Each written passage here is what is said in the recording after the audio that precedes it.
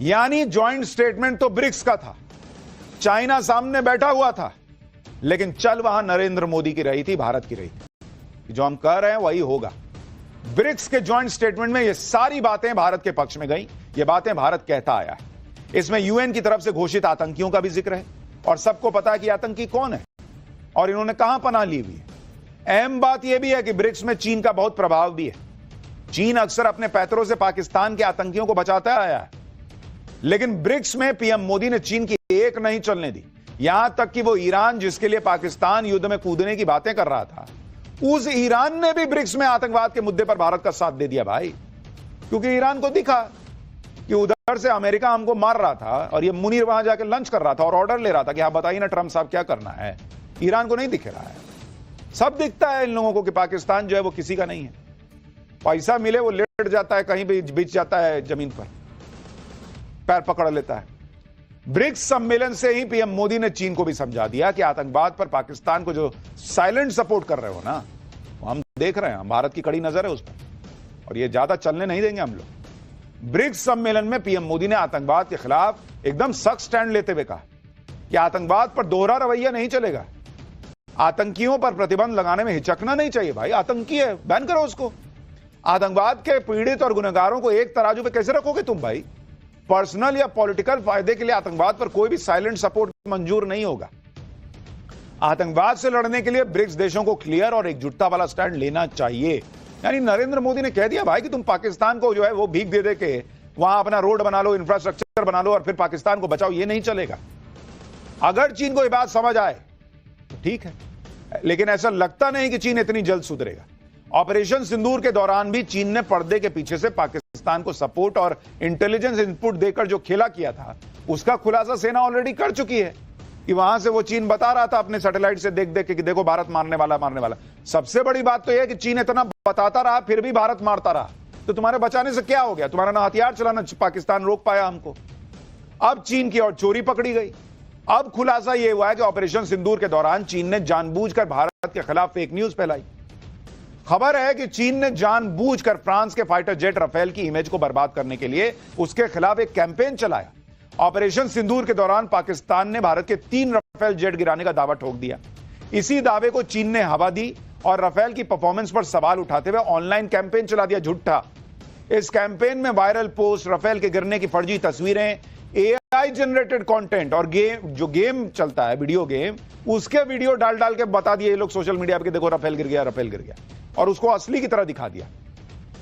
Operation सिंदूर के दौरान चीन के हथियारों की वाहवाही करने के लिए भी 1000 से ज्यादा सोशल मीडिया अकाउंट खोले गए। चीन के इस कैंपेन का असर यह हुआ कि भारत में कई लोग पाकिस्तान के झूठ के झांसे में आ गए।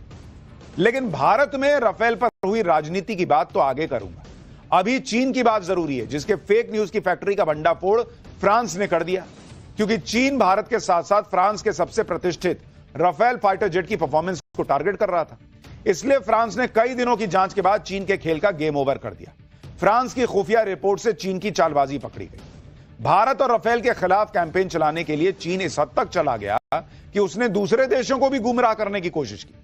चीन ने अपने दूतावास के जरिए उन देशों को राफेल खरीदने से रोकने की कोशिश की जिन्होंने फ्रांस को राफेल का ऑर्डर दे दिया था या ऑर्डर देने की सोच रहे थे।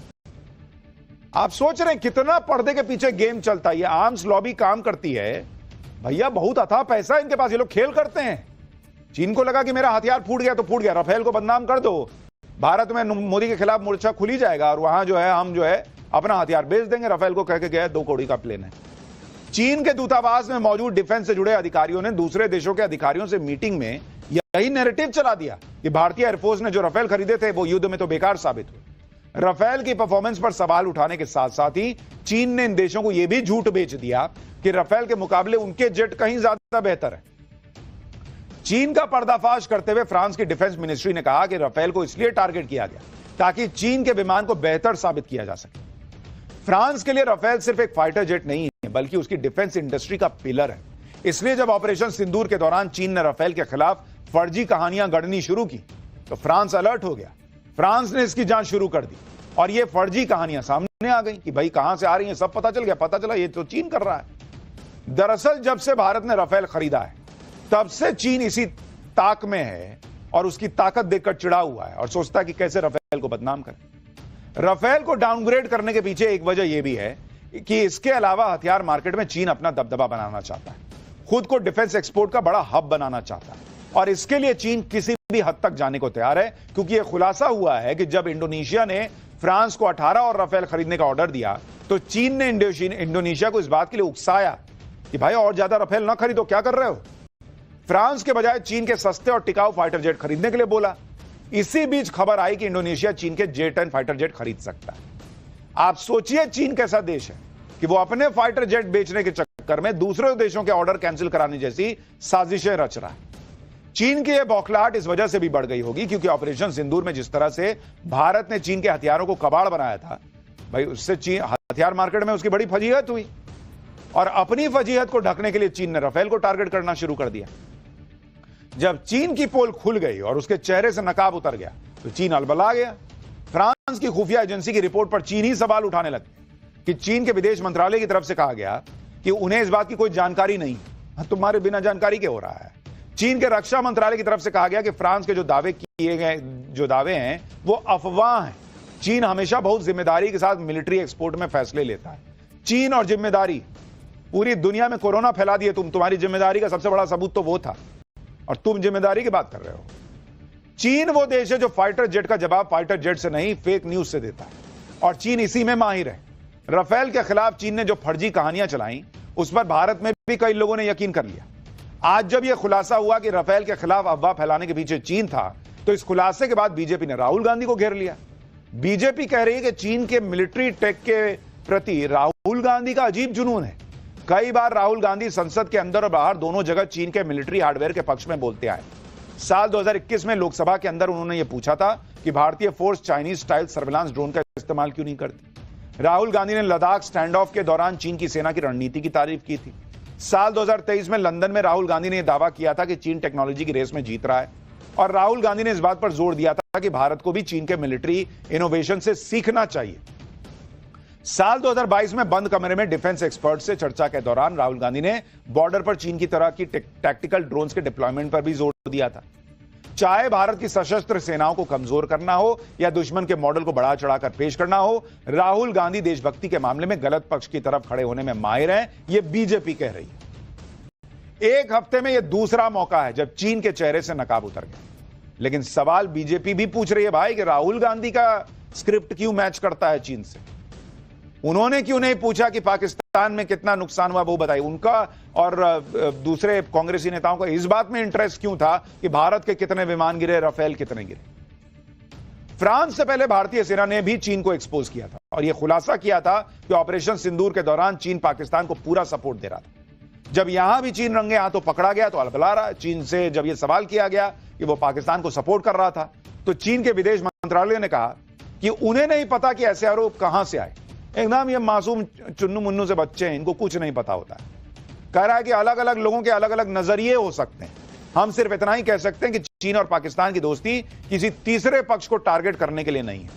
भारत और पाकिस्तान को लेकर चीन की यही पॉलिसी है कि दोनों पक्षों के बीच बातचीत का समर्थन करते हैं। पाकिस्तान जैसे भिखारी देश से तुमने बिना भारत को टारगेट करने की मंशा लिए हुए दोस्ती कर रखी है। उसको इतना पैसा हवा में दे रहे हो तुम। चीन जो सफाई दे दे, लेकिन इससे वो अपनी चालबाजी ढक नहीं पाएगा। चीन ने पर्दे के पीछे रहकर ऑपरेशन सिंदूर के दौरान जो हिमाकत की है, पीएम मोदी उसका पूरा हिसाब करने में लगे हुए हैं। पीएम मोदी ने चीन को एक नया झटका दिया।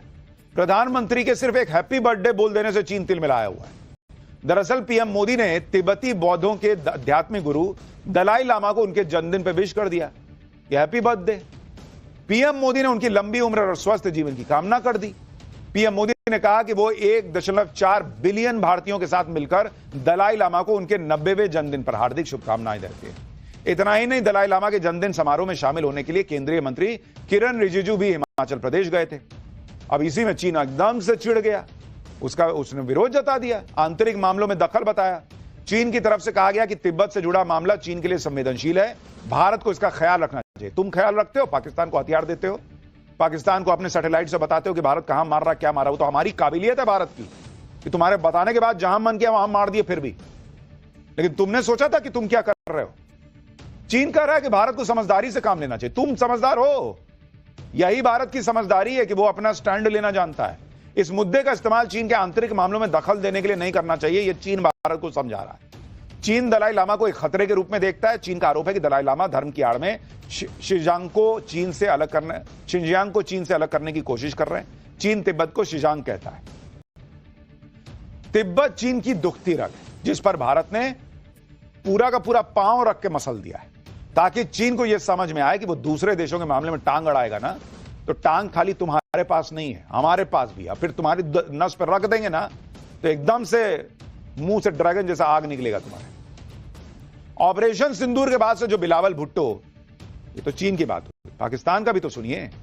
ये बिलावल भुट्टो जिसको हम लोग, अगर भारत और पाकिस्तान के बीच बातचीत होती है तो पाकिस्तान को किसी भी आतंकवादी को सौंपने में परेशानी नहीं होगी। अगर भारत सबूत और गवाह पेश कर दे तो पाकिस्तान हाफिज सईद और मसूद अजहर को भारत को सौंपने के बारे में सोच सकता है। बिलावल भुट्टो ने कह दिया कि अगर भारत बता दे कि जैश सरगना मसूद अजहर कहां है, तो हमें उसे सौंपने में भी कोई दिक्कत नहीं। अब आप सोचिए, कह रहा है कि मसूद अजहर कहां, हम बताएं। अरे हम क्या बताएंगे जी,